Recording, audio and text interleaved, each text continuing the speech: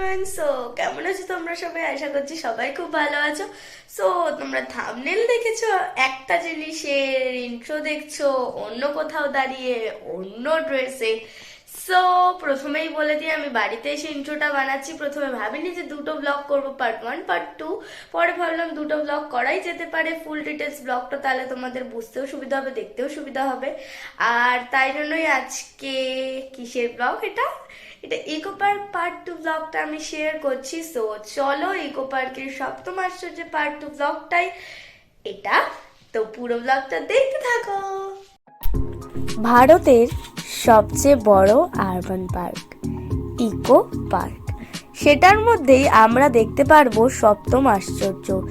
যেই দেশগুলোতে হয়তো আমরা সত্যিকারের ঘুরতে যেতে পারবো না, অথচ সেই দেশের মধ্যে যে কত আশ্চর্য জিনিস আছে, সেই সমস্ত জিনিসগুলোকে আমরা দেখতে পাবো একটা জায়গার মধ্যে।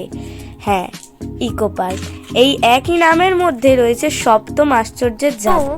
আমার অভিজ্ঞতায় আমি তোমাদের একটা কথা বলি, ইকো পার্কে যখনই যাবে 4 নম্বর গেট দিয়ে ঢুকলে হয়তো তোমাদের অনেকটাই বেশি সুবিধা হয়। যে যেই ভুলটা আমি করেছি, যে 1 নম্বর গেট থেকে ঢুকেছিলাম, অনেকটা বেশি পরিমাণে আমাকে হাঁটতে হয়েছিল। সো 1 নম্বর গেট থেকে ঢুকলেও কোনো প্রবলেম নেই, সেখানে তোমরা আইফেল টাওয়ার আর জাপানিজ টেম্পল দেখতে পারবে। সেখান থেকেও আরও অনেক ভেতরের দিকে হাঁটতে হবে। সো চলো এবার আসি সপ্তম আশ্চর্যের। সবার প্রথম দেখলাম মিশরের পিরামিড। তো পিরামিডে একই রকমভাবে মিশরে যেমন করা, এখানেও ক্ষুদ্র সংস্করণ সেভাবেই করার চেষ্টা করা হয়েছে, অনেকটাই সুন্দর। মিশরেও পিরামিডের ভেতরে যেমন মিশরীয় কারুকার্য করা আছে, এখানেও সেই ক্ষুদ্র সংস্করণের মাধ্যমে সমস্তটা বোঝানো হয়েছে।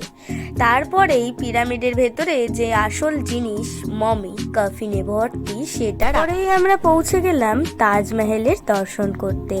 তো বাঙালির মুখে সপ্তম আশ্চর্যের নামেই সবার প্রথম তো আমি ছোট থেকে জেনে আসছি তাজমহল, তাজমহল আর তাজমহল।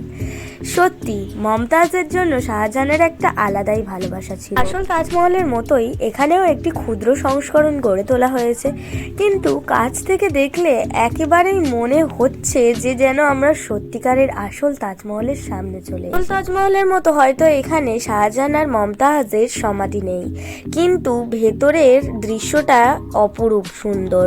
তো এমনকি তাজমহলের বাইরের দেওয়ালগুলোতেও এত সুন্দর কারুকার্য করা হয়েছে, যেন অবিকল তাজমহলের। চলো এবার চলে যাই চিলির বিখ্যাত ইস্টার আইল্যান্ডের স্ট্যাচু ময়।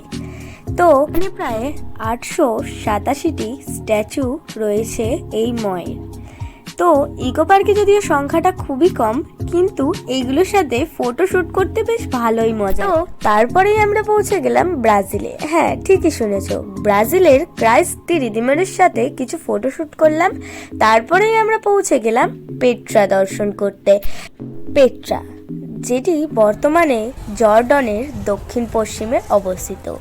তো চলো এবার পেট্রা দর্শন করা যাক। তো পেট্রা, এই পেট্রা 500 বছর মানুষের আলোচনার বাইরে ছিল, তাই এই পেট্রা লস্ট সিটি নামেও পরিচিত। তো এই জর্ডনের এই পেট্রা, জর্ডনে না গিয়েই তুমি পেট্রার স্বাদ নিতে পারো এই ইকো পার্কে বসেই। তো চলো এবার দর্শন করছি the great wall of China, চীনের শ্রেষ্ঠ প্রাচীর। এটি চীনের সবচেয়ে বড় মানুষের বানানো প্রাচীর বা দেওয়াল বলা যেতে পারে। তো বাইরের শত্রুর আক্রমণের হাত থেকে রক্ষা পাওয়ার জন্য চীনের সম্রাট এই প্রাচীর তৈরি করেছিলেন। ইকো পার্কে এরই একটি ক্ষুদ্র সংস্করণ গড়ে তোলা হয়েছে, যেটি দেখতে অপূরূপ সুন্দর। তো চলো এবারে চীনের প্রাচীর সম্পূর্ণটা তোমাদেরকে ঘুরে দেখানো যাক।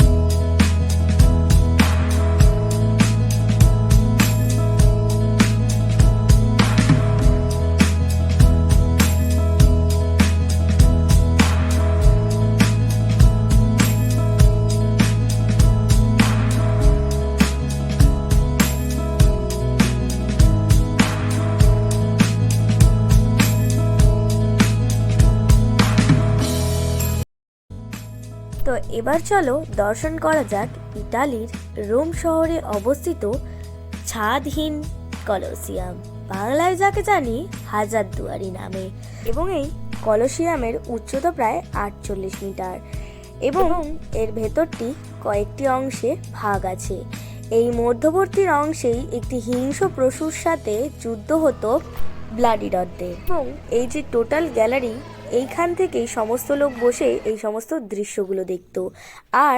এবং এখানে মিনিমাম 50,000 লোক ধরার ক্ষমতা ছিল। তারই এই মিনিয়েচার তোমরা ইকো পার্কে পেয়ে যাবে। ইতালি বা রোম যাওয়ার কোনো প্রয়োজন হবে না। এই খাওয়া দাওয়ার ফুটেজটাই বোধহয় লাস্ট, তারপরে ফোনের চার্জ শেষ হয়ে যাবে। অনেক জায়গায় জিজ্ঞাসা করা হলো, বাট কোথাও ওই চার্জ দেওয়ার জায়গা নেই। আর আমরা ভাবিনি যে ঘুরতে এসেছিলাম চার্জটা শেষ হয়ে যাবে। এবার একটা পাওয়ার ব্যাংক কিনতে হবে। হ্যাঁ সত্যি একটা পাওয়ার ব্যাংক কিনতে হবে।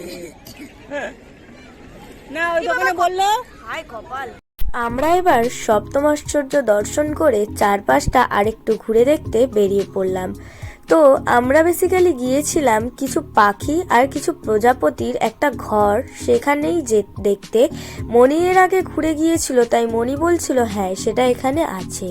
কিন্তু আমরা প্রচুর হাঁটি, কিন্তু সেই জিনিসটা না খুঁজে পেয়েও আমরা পেয়েছিলাম একটা খুব স্পেশাল জায়গা, যেখানের ভিউটা খুবই সুন্দর ছিল। যেই জায়গাটার নাম ছিল হিলিকোনিয়া গার্ডেন। সো এই জায়গার পরিবেশটা অনেকটা শান্তিনিকেতনের মতো। হ্যাঁ, আমরা শান্তিনিকেতনে ঘুরেছি, বাট সেই সময় আমাদের নাই ছিল চ্যানেল, নাই সেই সমস্ত ফুটেজ তোমাদের সাথে শেয়ার করতে পেরেছি। তো হয়তো আবার কখনো ঘুরতে যাব, তখন সমস্তটা তোমাদের সাথে শেয়ার করব। তো এইখানের পরিবেশটা খুবই ঠান্ডা, খুবই মনোরম। আর এখানে খুব বড় একটা গার্ডেনের সাথে অনেক গাছপালা, আর তার সাথে মেন আকর্ষণ গ্রিন হাউস ছিল। এখানে গ্রিন হাউস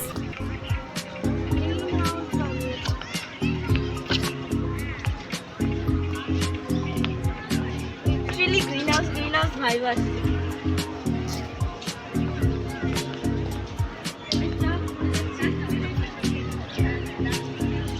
ভালো লাগছে, এতগুলো গাছ, স্মেলটাও বেশ ভালো লাগছে।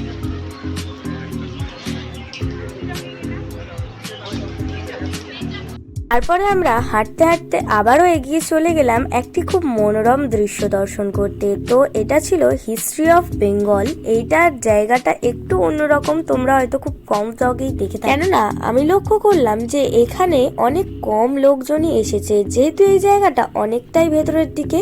এতটা দেখার পর হয়তো অনেকটাই এতটা হেঁটে কেউ এত ভেতরে আসতে চায় না, কিন্তু জায়গাটা বিশ্বাস করো খুবই সুন্দর। যে কজন এসেছিল তারা তো উপভোগ করেছে, আর যারা আসেনি তারা মিস করে গেছে। তো জায়গাটা প্রচুর বড় এরিয়া নিয়ে তৈরি ছিল, আর এখানটায় অনেক ফুল গাছ, অনেক সুন্দর ফটোশুটের জায়গা। আর তার সাথে ছিল কিছু বড় বড় স্ট্যাচু, যার সাথে সবাই প্রায় ফটোশুট করতে প্রচুর ব্যস্ত। আর বাচ্চারা তো এখানে এসে খুবই আনন্দ পাচ্ছে, কেননা জায়গাটা যতই বড় ততই সুন্দর, ওদের খেলতে খুবই সুবিধা হচ্ছে। তারপরেই ছিল এখানে একটা দুর্গা ঠাকুরের মূর্তি। তো আমি তো খুবই আনন্দ পেয়েছি এখানে এসে। এই জায়গাটায় আমরা যাবো না ভাবছিলাম, বাট তাও গেলাম, খুবই ভালো লাগলো, যেটা না গেলে মিস করে যেতাম। সো চলো আজকে ব্লগটাই পর্যন্ত। ভালো লাগলে লাইক কমেন্ট শেয়ার করে দিও। বাই, নেক্সট ব্লগ খুব তাড়াতাড়ি আসছে। Good bye, thanks for watching.